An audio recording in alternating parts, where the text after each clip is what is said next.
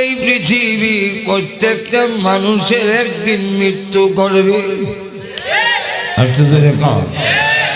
একটু লক্ষ্য করে দেখো, আমার আগে এই বাড়িতে বাস করেছে অনেকজন। আমার আগে এই বাড়িতে বাস করেছে অনেকজন, তারাও গেছে, আমিও যাব, থাকবো না কেউ বেশিক্ষণ। আল্লাহর কাছে যাওয়া লাগবে কিনা জোরে কর, আরো জোরে। আল্লাহ রাব্বুল আলামিন আয়াতের শেষে বলেন, এমনটা নয়, আমার কাছে আসা লাগবে না, একদিন আমার কাছে তোমার ফিরে আসতেই হবে। ওই দিন বলবে তোর কেউ সাহায্যকারী থাকবে না। এমন একদিন আসবে, আমার আদালতে যখন দাঁড়াবি, একটা নেকি দিয়া তোরে কেউ সাহায্য করবে না। এক লোকের নেকি বদি ওজন দেওয়ার পরে সমান সমান, নেকি গুনার পাল্লা সমান। আল্লাহ বলবেন বান্দারে যা, কিয়ামতের মাঠে দেখ, তোকে একটা নেকি দিয়া কেউ সাহায্য করে গেলে, একটা নেকি দিয়া কেউ তোরে সাহায্য করে কিনা দেখবে বান্দা বান্দি। একটা নেকি আনতে পারলে আমি আল্লাহ আজকের কিয়ামতের মাঝে তোমাকে নাজাত দিয়ে দিব। ধরতে থাকবে কিয়ামতের মাঝে, মার কাছে গিয়ে বলবে, মাগো পৃথিবীতে আপনার চাইতে দরদি কেউ ছিল না, ও মা একটা নেকি দেন না, আমি জান্নাতে চলে যাই। ওই দিন মা বলবে, আমি তো কারো মা না, আমি কোন সন্তান গর্ভে ধারণ করি নাই। আব্বার কাছে যাবে, আব্বা অস্বীকার করে, না না আমি কোনো ভি করি নাই। বউর কাছে যাবে, না স্ত্রী স্বীকার করে না, না না আমার বিয়ে হয় নাই। ছেলে মেয়েরা তো স্বীকার করে না। সারা ময়দান ঘুরে ঘুরে দেখলো, সাহায্য করলো না। এমন সময় তাকায় দেখে মাথার ঘাম পায়ে গড়ে পানির নহর দাঁড়িয়ে হয়ে গেছে। তাকায় দেখে একটা লোক জাহান্নামে যাওয়ার জন্য বসা, হাতাকে গ্রেফতার করে ফেলেছে, জাহান্নামে নিয়ে যাবে। জিজ্ঞাসা করবে, ভাই ও ভাই তোমার এত পেরেশানি কেন? ভাই রে তোমার কাছে বইলে লাভ হবে কি? যেখানে বাবা পরিচয় দিল না, মা পরিচয় দিল না, আমার স্ত্রী সন্তানেরা কেউ যেখানে পরিচয় দেয়নি, তোমার কাছে বললে আমার কি লাভ হবে? তবে যাক ধন্যবাদ, তুমি যে আমার কথাটা জিজ্ঞাসা করেছ। শুনো রে ভাই, নেকি বদি সমান সমান, একটা নেকি হলে আমি জান্নাতে যেতে পারি। আমি এখন আটকা পড়েছি একটা নেকির জন্যে। তখন ওই গুনাহগার লোকটা কয়, আল্লাহর বান্দা রে, আমার আমল নামায় একটা নেকি ছাড়া আর কোনো নেকি নাই, এটা এমনি পড়ে থাকবে। ওই নেকিটা দিয়ে দিলাম, এই নেকি লইয়া তুমি জান্নাতে চলে যাও। আল্লাহ আমাদেরকে পৃথিবীতে পাঠাইয়া বলতেছেন, সতর্ক থেকো, এটা দুকাত হলো না। বলে এক দুকাত যারা পড়ছে কিছু নিয়ে দিতে পারে না, এটা প্রেমে বললে অনেক মেয়ে প্রেমে বললে দিত না, ওই বিয়া তো হইতই না, জীবনে যা আসেন সব খাইয়া লুটতে হয়ে যাবে। ঠিক তেমনি ভাবে দুনিয়া নামক ইদাম প্রেমে যারা পড়ে পৃথিবীর ইতিহাস সাক্ষী কেউ নিয়ে যেতে পারে না, শূন্য হাতে আপনাকে ছেড়ে দেবে। এখন আসেন, আল্লাহ পাক পৃথিবীতে আমাদের পাঠাইছেন না আমরা আইছি? আর জোরে হ্যাঁ না কইবেন? আল্লাহ পাঠাইছেন না আপনারা আইছি? তাহলে এখন প্রশ্ন, কেন পাঠাইলেন? নিশ্চয় কোন উদ্দেশ্যে পাঠাইছেন। এই বিশ্ব ব্রহ্মাণ্ড, তাম পৃথিবী মনে হয় আমেরিকার বুশে বানাই দিয়েছে নাকি? থামবে ভারতের প্রধানমন্ত্রী, পৃথিবী কে বানাইছে? আর চুতরে বানায় আমাদের বানাইছেন আল্লাহ, পৃথিবীও বানাইছেন। কেন বানাইলেন? পৃথিবীর যত আবিষ্কারক আছে কেউ কোনো জিনিস দরকার ছাড়া অনর্থক অকারণে বানায় না। এই মোবাইলটা একটা কাজে বানাইছে, কাজটা যদি না হয় আওয়াজ বোঝা যায় না, রিং হয় না, একবার কথা বলে শেষে গুসার সুরে ইটা দিয়ে মাজরে কমতে মাইক বানাইছে একটা কাজে। এই মাইকটা যদি ওই কাজ না হয় তখন দেখবেন গন্ডগোল বাজে। একদল লোক দাঁড়িয়ে গেছে, হ্যালো এই যে ভাই কি মাইক আনবেন, আওয়াজ দেয় না। এমনি কর্তৃপক্ষ লোকেরা কয় চিল্লেন না বন্ধ, মাইকগুলো যখন বলে চিল্লেন না বন্ধ, কর্তৃপক্ষের লোকেরা আবার পক্ষে সমর্থন দিয়া কয় মেশিনারি জিনিস এমন কিছু অসুবিধা করে চিল্লাচিল্লি করেন না। এমনি আরেকজন ওই শ্রোতার পক্ষ ধরে কয় কেন টাকা দিয়ে আনছো না, মাগনা আনছো মাইক, মাঝে এখন ঠিক কিনা। এই নিয়ে পক্ষে বিপক্ষে হইয়া এখন ভ্যান্ডেলের ভাস লইয়া এমন মাইর লাগছে, মায়েরা 3 জন নিহত, 10 জন গুরুতর আহত। এই কাণ্ডটা কেন হইল?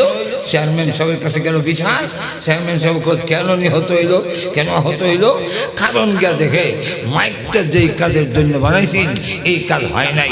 ঠিক তেমনিভাবে আজকের পৃথিবীতে কেন হত্যা, কেন ঘুম, কেন অশান্তি, কেন দাবানলের মতো দাউ দাউ করে জ্বলছে, এর মূল কারণ আল্লাহর আদালতে যেদিন হবে ওই দিন দেখবে যে মূল মারামারির কারণ আল্লাহ যেই কাজে বানাইছেন এই কাজ হচ্ছে না।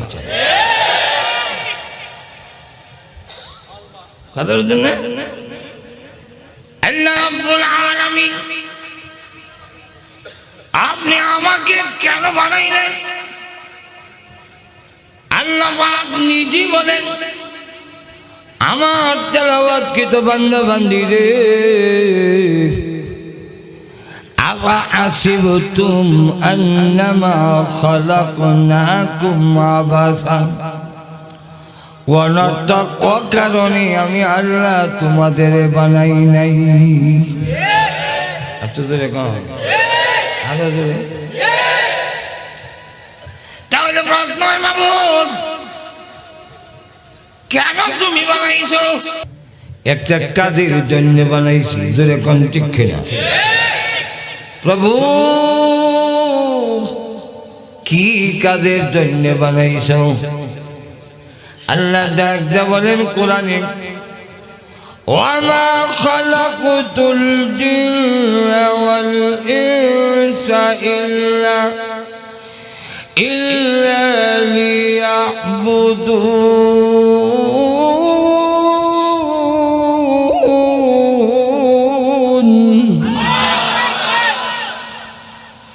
আমি তোমাদেরকে বানাইছি তোমরা আমার দাসত্ব গোলামি করবে। যেরকম ঠিক কিনা? আমরা কার কথা মানবো?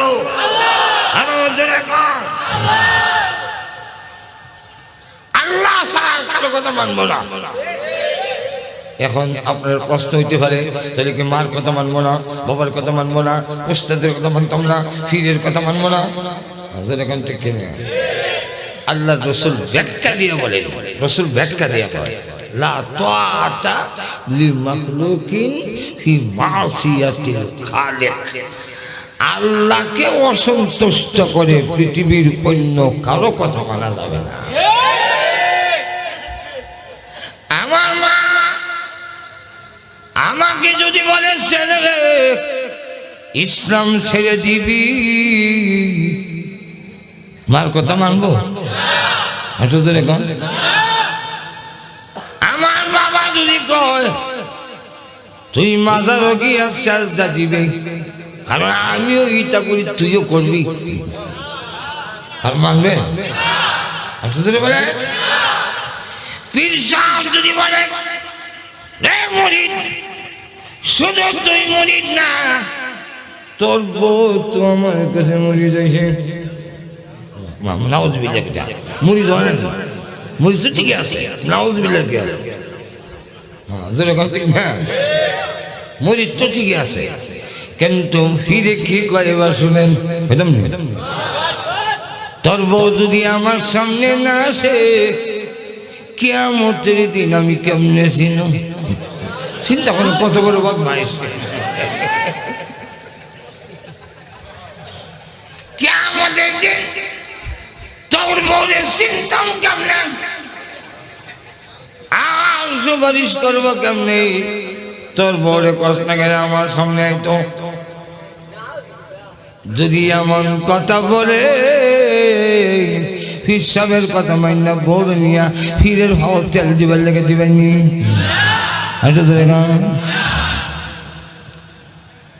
আমরা অনেক মহিলা ইসলাম না জানা থাকার কারণে স্বামী যদি কয় হঠাৎ একটা তেল দাও না, অত অবসর না, আমি তেল দিবার লেগে বিয়া করি। কিন্তু আমাদের দেশের অনেক পীর আছে মুরিদ নি বোতল লইয়া, তেলের বোতল লইয়া, এ বাবার ভাও তেল লইয়া বেশ তেল দিয়ে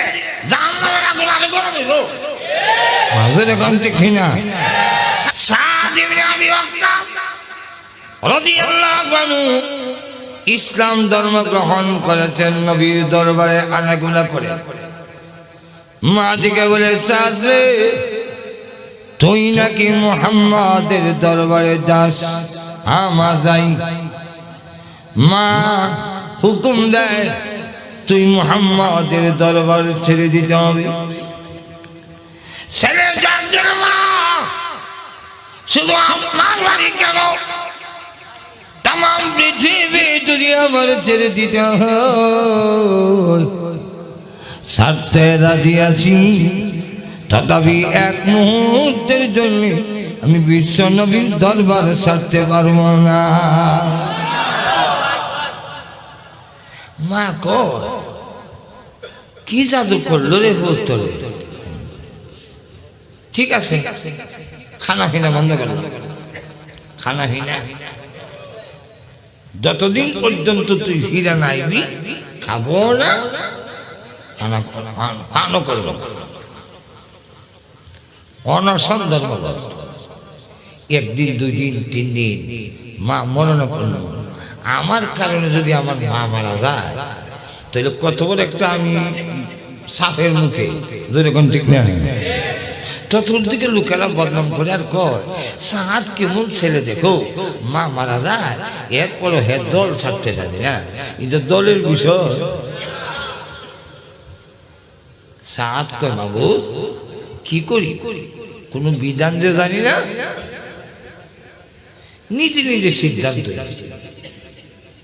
নিয়ে মার কানে কানে মা গো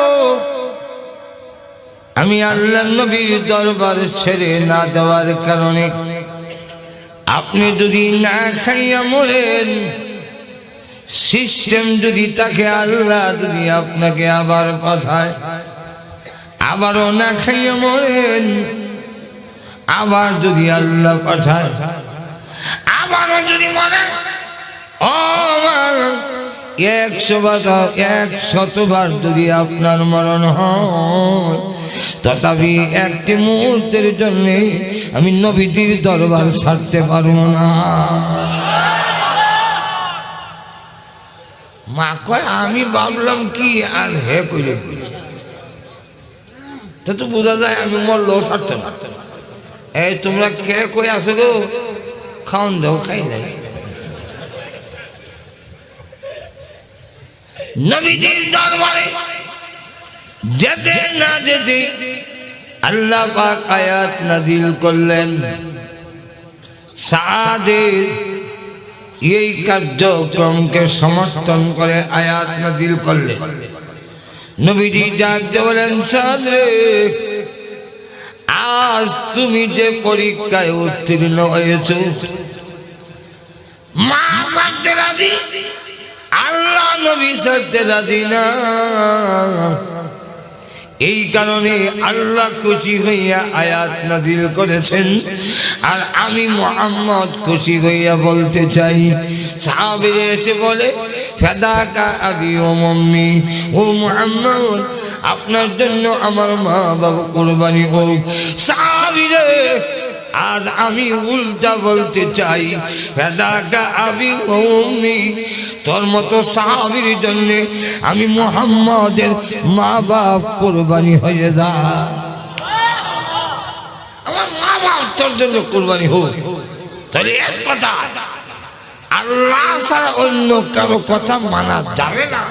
এর ব্যাখ্যা হইল, আল্লাহকে অসন্তুষ্ট করে, আল্লাহকে নারাজ করে অন্য কারো কথা মানা যাবে না। আর একটু ধরে কম, কেন মানা যাবে না? আল্লাহর কথা মানবো কেন?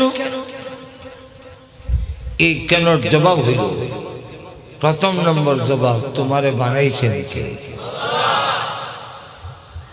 সুতরাং যে যে জিনিস বানায় তার কথা মানে। আল্লাহ আল্লাহুল খালিক ওয়াল আম, সৃষ্টি জাত, হুকুম চলবে তার। তোমার বানাইছে, আমি তো আমার কথা মানতে কার কথা মানতে মাজুর এখন ঠিক। দ্বিতীয়ত, একটু চিন্তা করে দেয়, মার পেট থেকে নিয়ে এই পর্যন্ত যা কিছু খাইতেছো, যা করতেছো, সবগুলো দিছে গেলা। আপনি আমি যখন মার পেটে ছিলাম, মার পেটে থাকা অবস্থা আমার তো খাবারের দরকার, ঠিক না? এই খাবারের চিন্তা আল্লাহ মা করছেন, আব্বা করছেন, দুনিয়ার কেউ করছে। আমি কি খাবো? মার পেটের ভিতরে খাবারের ব্যবস্থাটা কে করছেন? আরো জোরে। আচ্ছা, খাইলে তো পায়খানা হয়, ঠিক না? পান করলে মুক্ত নাকি, এসব করে লাগে না? কিন্তু মার পেটে যে খাইলে পায়খানা গেল, এটার ব্যবস্থা তো মা বাপ কেউ করে নাই। শুধু তা না, শীতের সময় দুনিয়াতে বাচ্চা আইলে নিউমোনিয়া লেগে যায়। মার পেটের ভিতরে কোনো লেপ নাই, খেতা নাই, কম্বল নাই, অথচ কোনো বাচ্চা, মা আবার ঠান্ডা পানি দিয়ে গোসলও করে, কিন্তু এরপরে মার পেটের ভিতরে কোনো বাচ্চার নিউমোনিয়া হয়। আচ্ছা, এরপরে আবার সংকীর্ণ জায়গার মধ্যে গরম লাগে। এবার বলেন তো দেখি, মার পেটের ভিতরে কোনোদিন বাচ্চার গরম লাগছে? এই শীততাপ নিয়ন্ত্রণ কে করছেন?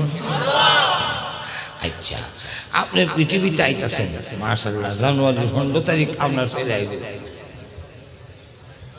তার খাবারের কি ব্যবস্থা আপনি করছেন? সন্তান পৃথিবীতে আসার আগে মার বুকের মধ্যে দুধকে পৌঁছেছেন। আবার আরো শোনেন, মার বুকের মধ্যে আল্লাহ বলেন, আমি দুধ জমাই না, দুধ জমা করে রাখি অন্য জায়গায়। কোন জায়গায়? আপনার গাভী উলনটা দেখলে বোঝা যায়, ও কত মোটা, কত দুধ এখানে, কিন্তু আসলে দুধ এখানে থাকে না। দুধ থাকে কোথায়? আল্লাহ কুরআনে বলেন, من بين فرث ودم لبنا خالصا سائغا للشاربين আল্লাহ বলেন গোবর আর রক্তের মাঝখানে তোমার গাভীর দুধ আর তোমার মার দুধটা পায়খানা আর রক্তের মাঝখানে, পায়খানা তো না রক্তের মধ্যেও না, এটার মধ্যে রক্তেরও কোনো আসল নাই, পায়খানার কোনো গন্ধ নাই, জোরে কোন ঠিক কিনা? এর মাঝখানে আমি দুধটা রাখলাম কেন? যদি দুধ রেখে দিতাম বুকে তো এটা দুধ জমা, এটা মানে দইও না দুধও আর ঠান্ডা হয়ে গেছে, বাচ্চা টান দিলে সিরা সিরা ভালো করে আয় না, আর আইলেও ফেটে গিয়া অজমায় না। ইয়া আল্লাহ, বাচ্চার অবস্থা সিরিয়া। আল্লাহ বলে ওই গোবর আর রক্তের মাঝখানে গরম জায়গার মধ্যে দুধ রেখে দেই, তুমি টান দিতে দেরি হয়, আমি দুধ তোমার মুখে পৌঁছাইতে দেরি করি না। তাহলে এবার বলে সকল কিছুর ব্যবস্থাপনা কে করছেন? আরো জোরে, এই জমিন যে বিছনা কে বানাইছেন? আসমানকে সাজ কে বানিয়ে দিয়েছেন? চন্দ্র সূর্যের আলোর ব্যবস্থা কে করেছেন? আপনাদের মেঘনা তিতাস এগুলা দিয়া পানির ব্যবস্থা কে করেছেন? আর শুধু তারা প্রতিটি গাছে গাছে বিভিন্ন ফল ফল আমাদের খাদ্যের জন্য কে ব্যবস্থা করেছেন? আল্লাহ রাব্বুল আলামিন বলেন সকল কিছুর ব্যবস্থাপনা যেহেতু আমি করেছি, বান্দারে বানাইলাম আমি, ব্যবস্থা করলাম আমি, তাই তোমার উপরে হুকুম চলবে আমি আল্লাহ। এরপরে বলছেন ঠিক আছে, নামাজ পড়তে ভালো লাগে না? লাগে বাইলে বাইলে। নামাজ পড়তে যদি ভালো লাগতো তাহলে কি বেনামাজের সংখ্যা বেশি হইতো? আচ্ছা তোরে আল্লাহ বলেন নামাজ পড়তে যদি ভালো না লাগে পড়িস না, রোজা রাখতে যদি ভালো না লাগে রাখিস না, পর্দা করতে যদি মহিলা গো তোমার ভালো লাগে না কইরো না, বেপর্দা চলো কোনো আপত্তি নাই। সুদ খাইতে মন চায়, ঘুষ খেতে মন চায়, মদ মাদক জিনিস খাইতে আমার মন চায়, খা, আমি নিষেধ করছি, এরপরে খাইতে মন চায় খা, আমার অসুবিধা নেই। নাফরমানি করতে যদি তোর ভালো লাগে কর, কিন্তু একটা কথা হলো বান্দা বান্দি রে, আমার জমিন থেকে তুই বের হইয়া যা।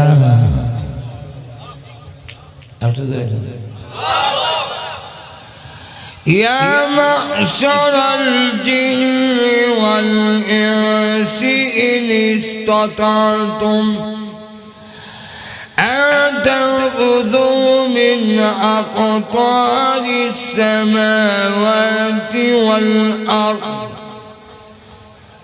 فَانفُذُوا لَا تَنفُذُونَ إِلَّا بِسُلْطَانٍ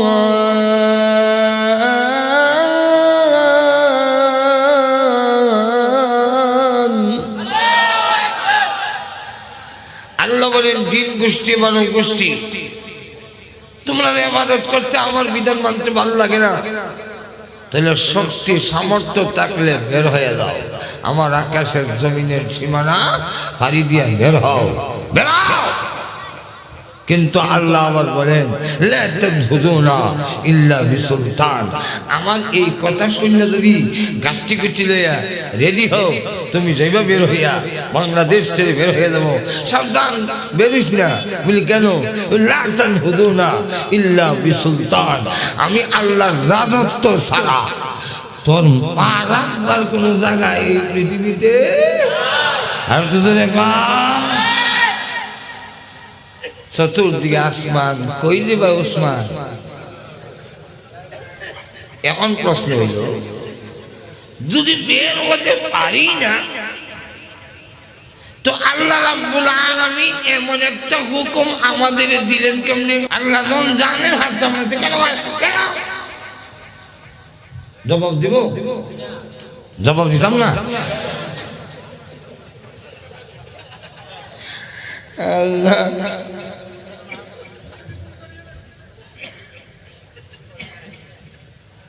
শুনে, আব্বা আমাকে হুকুম দেওয়ার অধিকার আছে দুই কারণ।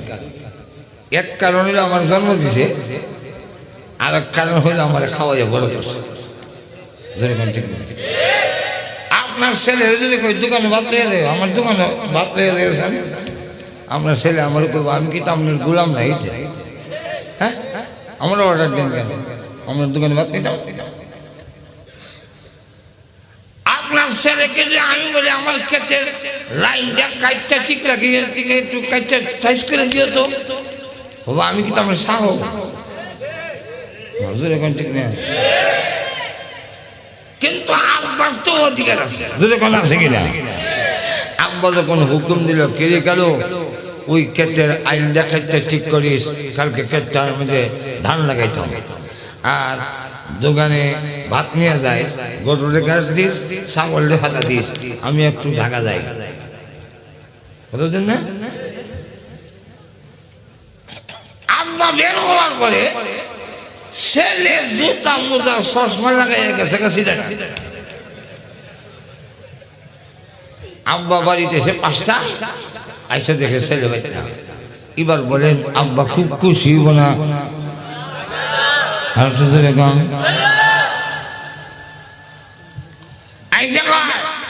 মার কাছে গিয়ে খালি কালু কই হে গরুরে গাছ দিল না, ছাগল কথা দিল না, দোকানে ভাত দিল না, ক্ষেতের আইল কাটলো না, হে গেল কই? কালুর মা কয় কই গেছে, আমারে তো পয়সাও না, আমারে দমক দিলে কি লাভ হইব? আমার নরম পয়সা নাকি, তাই দমক দাও। তখন আব্বা কয় ঠিক আছে, হয়তো এবার থাকতো আর না হয় আমি থাকতাম।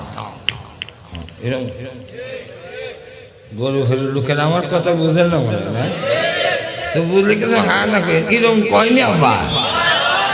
আচ্ছা, কারো কিন্তু জানে অপরাধ করছে, সে রায় 7টার সময় আচ্ছা গড়ের পিছনের দরজাতে গেছে গিয়ে ফাঁক গড়ের দিকে উকি দিয়ে দেখে কি অবস্থা, দেখে ছোট ভাই বোন দেখাইতেছে, মাথা উকি দিত, মা দেখে মা দেখে তখন আর দেখায় আর কয় আজকা বাড়িতে আও তোমার বাপের ঠ্যাং ভাঙবো। সে তখন ঘরের ভিতরে ঢুকিয়া কাগজ মিনতি শুরু করছে,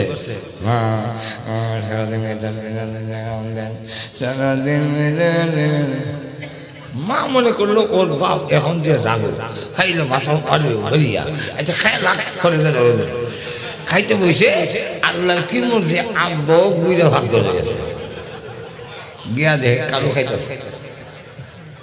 এখন কয় আব্বা রাগ হইয়া কয় এ কাল্লা কাল্লা, জন্ম থেকে আমি খাওয়াই বড় করছি, আমি হুকুম দিলাম মানলে না, আমার এগুলা যে খাস তোর শরম করে না?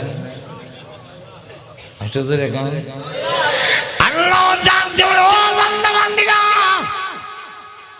নামাজ পড়ো না, রোজা রাখিস না, সব কিছুর মধ্যে লিপ্তরে বান্দা বান্দি, আমার নিয়ামত দেখা তোর কি লজ্জা হয় না? তোরে দেখলো তো কুত্তাও শরম পায়, কুত্তায় তুমি যখন রাস্তা দিয়ে যাও কুত্তার ভাষা তুমি বুঝো না, যদি বুঝতা তাহলে শুনতা কুত্তা কয় তোর থেকে আমি ভালো।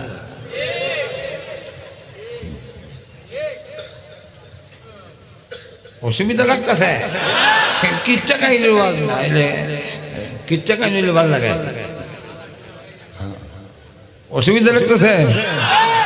কুকুর যখন রাস্তা দিয়ে আমরা জানি, কুকুর আপনারা দেখিলে, এই জন্য সিলেটের এক বুজুর্গ ছিলেন, তিনি বলছেন কুকুরে দেখিলে মোরে শরম লাগে তার, কোন গুনাহ রাখে না সে, আমি গুনাহগার।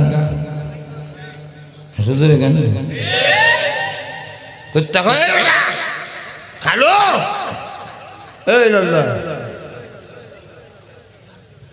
আমার মালিক আমার একটু জায়গা দিছে, বাচ্চার মার খাওয়ায়, এতে সারা রাত ঘুমাই না, মালিকের বাড়ি পাহারা দে।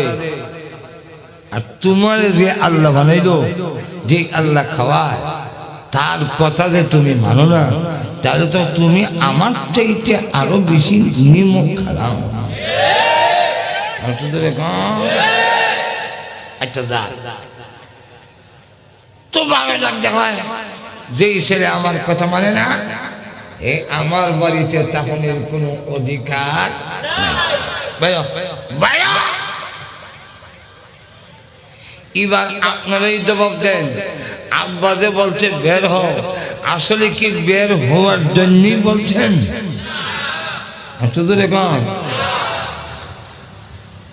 কেন বলছেন? ভালো বেড়ে গেছে যেরকম ঠিক না, তাহলে আল্লাহ যে বলছেন বের হওয়ার জন্য না, ভালোই বেড়ে গেছে।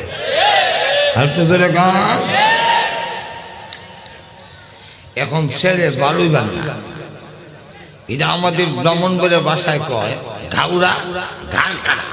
কিছু লোক আছে ঘাড় কাটা, এখন ঠিক না? হ্যাঁ যাক দেখা, আপনার বাড়িতে না থাকলে বেরিয়ে গেছে, মা কান্দার কয়, ছেলে বয়স এরম করে, এই জন্য বাইর থেকে বাইর করে দেওয়ার লাগে। কয়া যখন মা কান্দে, বাপরে তো দরদ লাগে। বাপ কয়, আমি তো বাইরে বের লেগে বসলাম না, চাইছিলাম ভালোই তো, এটা তো উল লেগেছে।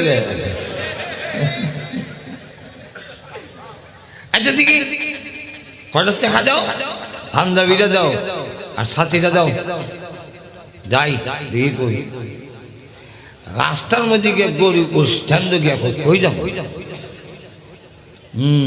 আচ্ছা দেখি, ছোট সময় পোশাক করে বাইর থেকে গেলে নানার বাড়ি যেতাম, আর বিয়া করে পোশাক করে গেলে শ্বশুর বাড়ির জায়গা, আর কোন জায়গা নাই, নানার বাড়ি যাই গিয়া দেখেছি কি নানার বাড়ি। এমনি ডাক দেখা, কালো জন্ম দিছি, খাওয়াই বড় করছি, ওয়াদা দিছিলাম মানলি না, ধমক দিছিলাম ভালো হইতে, তা না হইয়া আমার অধিকার যেখানে থাকবি না, এটা তো তোর নানার বাড়ি। বাড়ি কি পৃথিবীটা নাই? সব বাড়ি তো তোর নানার বাড়ি না, এটা নানার বাড়ি এসে গেছে, এটা নানার বাড়ি হইল আমার শ্বশুর বাড়ি, এর লেগে তোর নানার বাড়ি। যেই ছেলে আমার কথা মানে না, সে আমার শ্বশুর বাড়িতে তাহলে কোনো অধিকার নেই। ভাই সেই ছিল বড়ই বড়ই তো না। দাদা এখন আপনার শ্বশুর বাড়িতে না থাকলে জায়গা নাই, এবার গেছে খালাম্মার বাড়ি। খালা বুঝে না আমরা কি কম খালা, তো আমার এর বাহর গেছে কে কয়, এটা তো তোর খালার বাড়ি আর আমার হলো ভাড়ার বাড়ি। এখন ঠিক না, আমার ভাড়ার বাড়িতে তুই চাকরি কেন চাইছিল ভালোই হে গাউরা গাল কাটা। হে দাদা কয় আপনার ভাড়ার বাড়ি না থাকলে দেশে কি জায়গার অভাব আছে?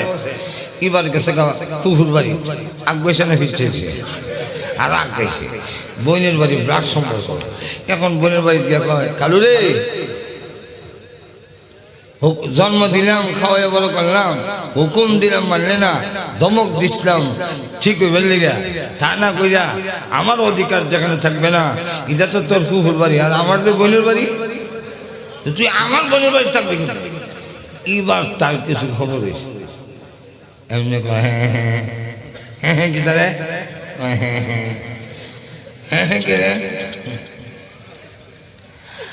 আব্বা ঘুরে ঘুরে দেখেছি আমি সন্তান, আপনার অধিকার ছাড়া কোনো আত্মীয়র বাড়িতে পা রাখার জায়গা নাই গো বাবা। ভুল করছি আব্বা এনে দেয় না, সাথে করে কয় চল রাস্তার আইনা বরিশাল আমরা খাওয়ায়, আইসক্রিমও খাওয়াইছে। নদী পার করবে কুলো লই গেছে, ঠিক তেমনি ভাবে আল্লাহ রাব্বুল আলামিন বলেন বান্দা বান্দি রে, তাম দুনিয়া ঘুরে ঘুরে দেখতে পারিস আমি আল্লাহর জমিন ছাড়া তোর পা রাখার জায়গা নাই। এটা বুঝা যদি সারেন্ডার করে আল্লাহ জীবনে করে করব না। আল্লাহ বলেন আমি তোরে দৌড়াইয়া দেই না, আমার রহমতের কোলে টান দিয়া উঠাইয়া আমি আল্লাহ ঘোষণা দেই বান্দারে তোর জিন্দগির সব গুনাহ আমি আল্লাহ এই মুহূর্তে মাফ করে দিলাম। তাহলে আল্লাহ রাব্বুল আলামিন আমার আয়াতের প্রথম অংশে বলতেছেন তোমার ইহকালের জিন্দগি হইল আমার দাসত্ব গোলামি করার জন্য আমি দিয়েছি। আর তো জোরে কম ইহকালের জিন্দগির পরে আয়াতের অংশে সংক্ষেপ করে নাই, আল্লাহ হইলে কয়েকদিন চলবো, তফসির শেষ হবে না, এত লম্বা তফসির করে লাভ নেই। এখন আছে শেষের অংশ, ওয়ালাকুম ইলাইনা লা তুরজাউন।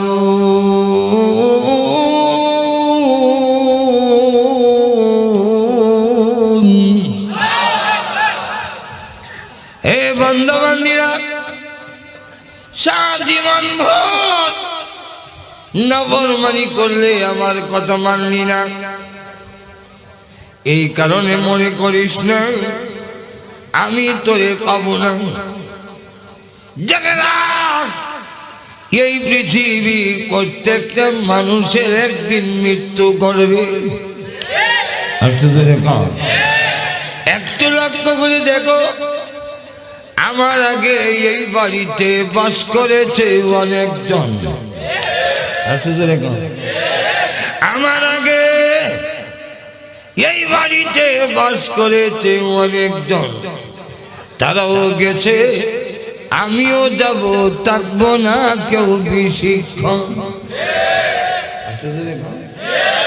আল্লাহর কাছে যাওয়া লাগবে কিনা জোরে কর, আরো জোরে।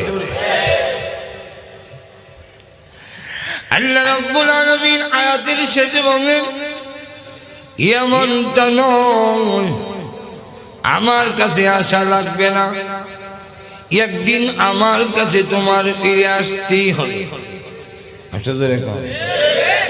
ওই দিন বলবে তোর কেউ সাহায্যকারী থাকবে না, এমন একদিন আসবে আমার আদালতে যখন দাঁড়াবি একটা নেকি দিয়া তোরে কেউ সাহায্য করবে না। এক লোকের নেকি বদি ওজন দেওয়ার পরে সমান সমান, নেকি গুনার পাল্লা সমান। আল্লাহ বলবেন বান্দারে যা কিয়ামতের মাঠে দেখ তোকে একটা নেকি দিয়া কেউ সাহায্য করে গেলে, একটা নেকি দিয়া কেউ তোরে সাহায্য করে কিনা দেখবে বান্দা বান্দি। একটা নেকি আনতে পারলে আমি আল্লাহ আজকের কিয়ামতের মাঠে তোমাকে নাজাত দিয়ে দিব। ধরতে থাকবে কিয়ামতের মাঠে, মার কাছে গিয়ে বলবে মাগো পৃথিবীতে আপনার চাইতে দরদি কেউ ছিল না, ও মা একটা নেকি জানলাম আমি জান্নাতে চলে যাই। ওই দিন মা বলবে আমি তো কারো মা না, আমি কোনো সন্তান গর্ভে ধারণ করি নাই। আব্বার কাছে যাবে, আব্বা অস্বীকার করে না না আমি কোনো ভি করি নাই। বউর কাছে যাবে, না স্ত্রী স্বীকার করে না না না আমার বিয়ে হয় নাই। ছেলে মেয়েরা তো স্বীকার করে না,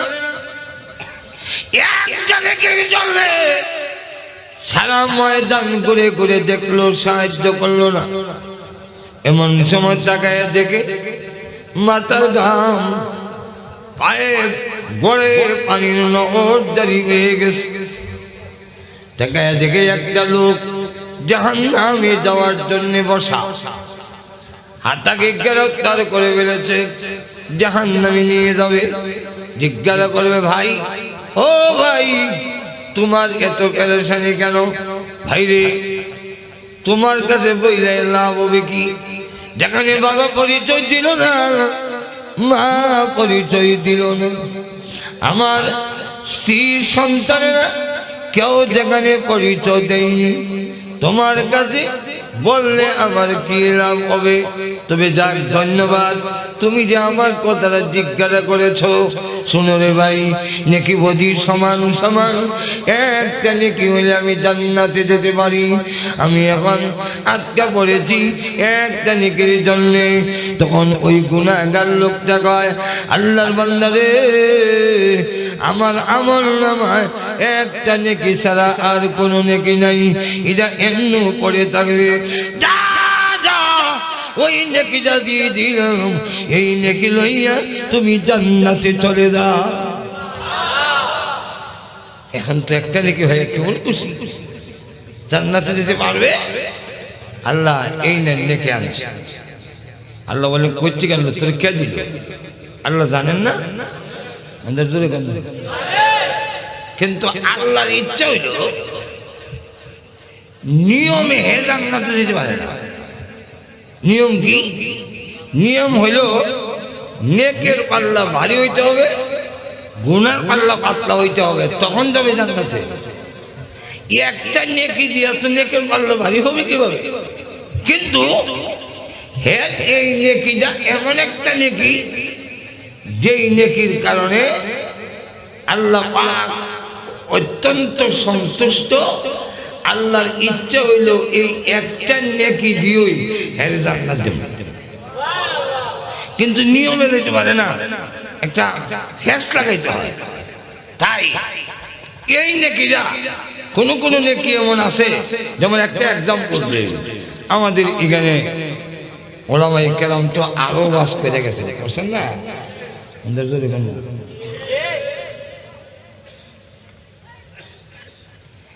এক হুজুর আসছিলেন ওয়াজে। এখন হুজুরের গাড়িটা নষ্ট হয়ে গেছে, স্টার্ট হয় না, ঠেলা দিতে হয়। এক যুবক আইছে ওয়াজে, হ্যাঁ নামাজ ঠিকভাবে পড়ে না, এমনি ওয়াজে আসছে।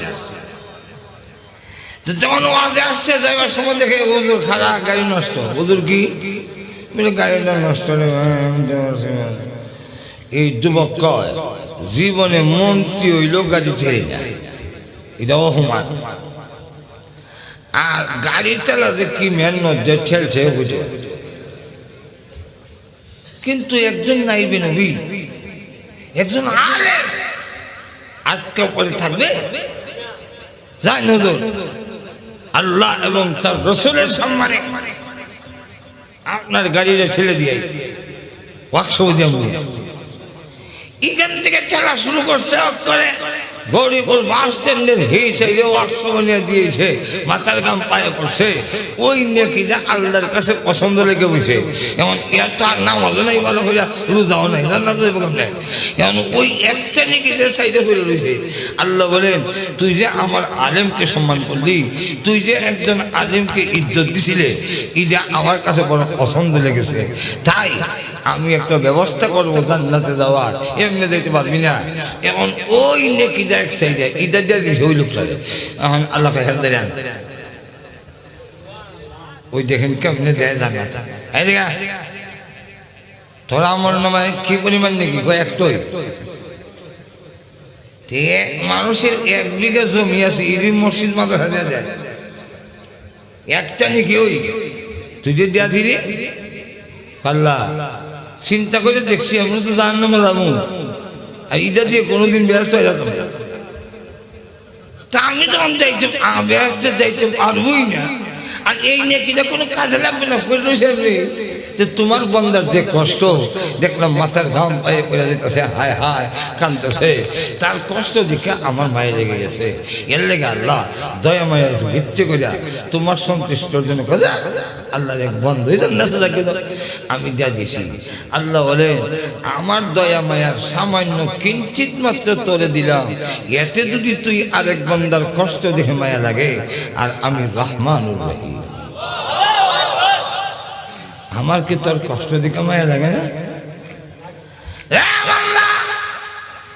ওই একটা নেকিকে উসিলা করে আমি আল্লাহ জিন্দেগির গুনাহ মাফ করে দিয়া জান্নাতে যাওয়ার হুকুম তোর দিয়ে দিলাম।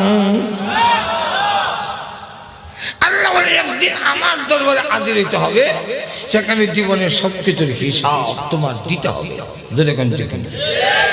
এই কথাটার নামই, এই শিক্ষার নামই মাদ্রাসা শিক্ষা। যতদিন এই ভয় ভীতি ওলা লোক থাকবে পৃথিবীতে, তাকওয়া মুত্তাকি পরেজগারের, আমরা ৪৬ বছরে দেশ একটি আশা আকাঙ্ক্ষা নিয়ে একটি স্বাধীন সার্বভৌমত্ব বাংলাদেশ গঠিত হয়েছিল। দুর্নীতিমুক্ত সমাজ হবে, একটি আদর্শ সমাজ হবে, একটি সন্ত্রাস মুক্ত সমাজ হবে। কিন্তু ৪৬ বছরে তা সম্ভব হয় নাই। এর একমাত্র কারণ যাদের হাতে নেতৃত্ব, কিয়ামতের মাঠের জবাবদিহিতার ভয় তারা জবাবদিহিতার ভয় আসলে অবশ্যই আমাদের সমাজের পরিবর্তন আসবে। আল্লাহ পাকের আদালতে আমাদের জবাব দিতে হবে। এই ভয় নিয়ে কাজ যদি করি আমাদের জীবন সাকসেসফুল হবে। আল্লাহ আমাদের তৌফিক দান করুন। সকলে বলেন আমিন।